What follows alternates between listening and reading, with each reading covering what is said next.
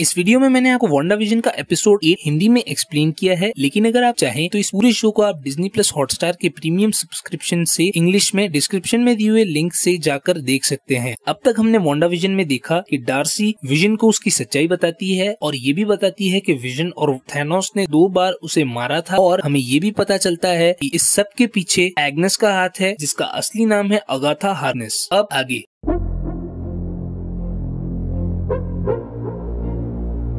Show की शुरुआत में हमें 16वीं और 17वीं शताब्दी के समय बताया जाता है, जहां पर सेलम नाम के गांव में बहुत सारी औरतें अगाथा हार्कनेस को कहीं लेकर जा रही है और वो उसे एक खंबे से ले जाकर बांध देती है। अब हमें पता चलता है ये सारी विचेस हैं और अगाथा हार्कनेस की माँ हम सबको बताती है कि उसने अपनी उम्र से ज्यादा डार्क मैजिक को देख लिया और लोगों पर इस्तेमाल किया, जो कि उनकी दुनिया में एक अपराध है, और इसलिए मजबूरन उन लोगों को अगाथा को मारना होगा। इसलिए एक एक करके सारे विचेस उसे मारने का प्रयास करती है, लेकिन अगाथा मैजिक के इतने सारे डार्क सीक्रेट्स जानती है, वो उन सभी की पावर सोख लेती है और वो अपनी माँ को भी नहीं छोड़ती। वो उन सब के साथ अपनी माँ की पावर्स भी सोख कर वहाँ से चली जाती है और ये सारी विचेस धूल बराबर कंकाल बन जाती है।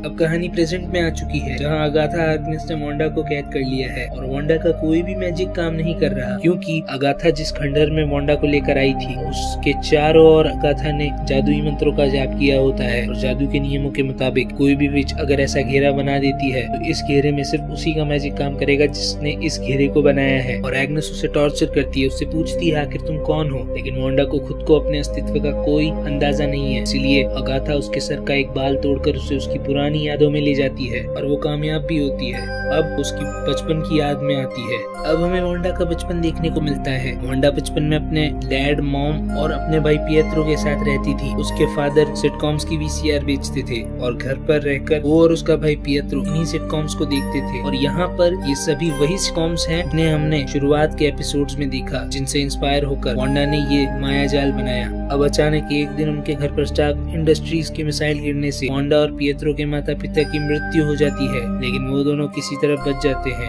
यहाँ वर्तमान की वांडा उस मिसाइल को रोकना चाहती है, सब कुछ ठीक करना चाहती है, लेकिन वो ऐसा नहीं कर सकी। ये सिर्फ उसकी एक भूली बिसरी याद है। इसके बाद अगाथा हार्कनेस उसे समय में आगे ले जाती है, यानी उसकी यादों में आगे आ जाती है। यहाँ पर वो देखती है हाइड्रा नाम के संगठन ने जब उस पर एक्सपेरिमेंट्स किए थे, तब वांडा के पास पावर्स पहले से थी और माइंड स्टोन के संपर्क में आने से उसकी पावर और ज्यादा बढ़ चुकी है। और यहाँ पर जब माइंड स्टोन ने वांडा की पावर को बढ़ाया था तो वांडा को एक अजीब सी प्रतिमा देखने को मिली थी, और वो अजीब सी प्रतिमा दिखने के बाद वांडा बेहोश हो जाती है, लेकिन वो जिंदा बचती है। वहाँ पर कुछ साइंटिस्ट उसे संभालते हैं और उन्हें पता चलता है कि इतने बच्चों में वांडा अकेली है जो इस एक्सपेरिमेंट को सरवाइव कर पाई। दरअसल हाइड्रा संगठन ने ये एक्सपेरिमेंट्स बहुत सारे बच्चों पर किए थे, लेकिन उनमें से सिर्फ वांडा बच पाई। इसके बाद वो उसे एक काल कोठरी में कैद कर देते हैं, जहाँ पर वो उसे सिटकॉम्स दिखाते हैं, और ये उन्हीं सिटकॉम्स में से एक है जिनसे प्रेरित होकर वांडा ने अपनी एक अलग मायाजाल बनाया। और एग्नेस वांडा को उसकी असलियत बताती है कि दरअसल वांडा के पास हमेशा से पावर्स थे, उस माइंड स्टोन ने तो बस उसकी पावर्स को जगा दिया। लेकिन अभी तक एग्नेस सेटिस्फाई नहीं होती और वो उसकी पर्सनल लाइफ के बारे में भी जानना चाहती है कि ऐसे कौन सा दर्द था जिसके कारण वो इतनी बड़ी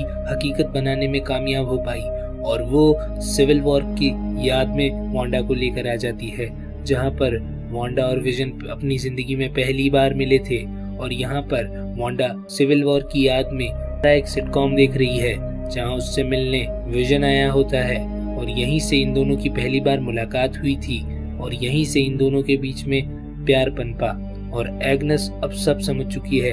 वांडा एक ऐसी लड़की है जिसने अपने बचपन में अपने माँ बाप, लड़ाई में अपना भाई और अपना प्यार भी खो दिया, और जब वो इतने अंधेरे में थी किसी ने उसका साथ नहीं दिया, लेकिन फिर भी वो यही जानना चाहती है, इतने दर्द में होकर भी उसने इतनी बड़ी हकीकत, इतनी बड़ी रियलिटी को कैसे अंजाम दिया।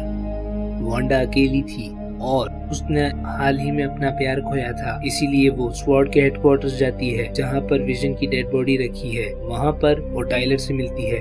टाइलर उसे बताता है कि विजन मर चुका है, लेकिन और वांडा भी ये जानती है, लेकिन वांडा विजन का फ्यूनरल करना चाहती है और टाइलर उसे ऐसा करने नहीं देना चाहता, क्योंकि विजन दुनिया की सबसे महंगी और कठोर धातु से बना है और वो उसे इस तरह जमीन में गाड़ना नहीं चाहता, बल्कि उसे दोबारा ठीक करके एक हथियार के तौर पर इस्तेमाल करना चाहता है और वांडा इसके लिए साफ मना कर देती है और वो विजन के पास भी जाती है, लेकिन उसे वो महसूस ही नहीं होता, इसीलिए वो वहाँ से निराश होकर चली जाती है। यहाँ वो अपनी गाड़ी में ईस्टव्यू नाम के टाउन में आ जाती है, जहाँ पर उसने और विजन ने अपने लिए एक जमीन खरीदी थी और जहाँ पर वो दोनों सुकून से रहने वाले थे।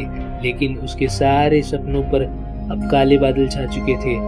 वांडा बहुत उदास थी, अपनी जिंदगी से लगभग सब कुछ हार चुकी थी और ईस्टव्यू में उसका दर्द बाहर आया और उसके अंदर से ये रियलिटी पनपी और उसने इस पूरे हेक्स और मायाजाल का निर्माण किया। यही नहीं, उसने अपने अंदर से विजन को भी बनाया, वो विजन जो उसकी यादों का विजन और वो जो सिर्फ उससे प्यार करे। इसीलिए विजन सिर्फ हेक्स के अंदर जिंदा रह पाता है, बाहर नहीं।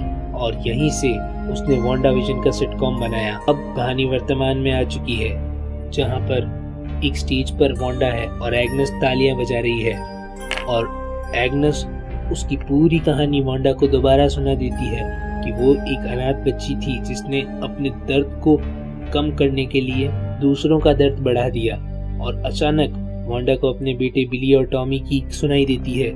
इसीलिए वो उस स्टेज को छोड़कर उस तहखाने से बाहर, उस घर से बाहर निकलती है और देखती है कि अगाथा ने बिली और टॉमी को निशाने पर ले रखा है और वो उन दोनों को किसी भी पल मार सकती है। और यहाँ अगाथा उसे बताती है कि तुम बहुत खतरनाक हो और तुम्हारी नियति है इस ब्रह्मांड को तबाह करने। के साथ ये एपिसोड खत्म हो जाता है। इस एपिसोड में बहुत सारे सवालों के जवाब मिले, लेकिन एक बहुत बड़ा सवाल हमारे सामने खड़ा हुआ कि अगर वांडा को उसके पावर्स माइंड स्टोन से नहीं मिले तो आखिर उसका अस्तित्व क्या है और उसकी सच्चाई क्या है जिससे वांडा अनजान है, और आखिर एग्नेस उसे क्यों इतना खतरनाक मान रही है। इन सारे सवालों के जवाब हमें अगले एपिसोड में देखने को मिलेंगे, जिनका लिंक आपको डिस्क्रिप्शन और हमारे चैनल पर मिल जाएगा।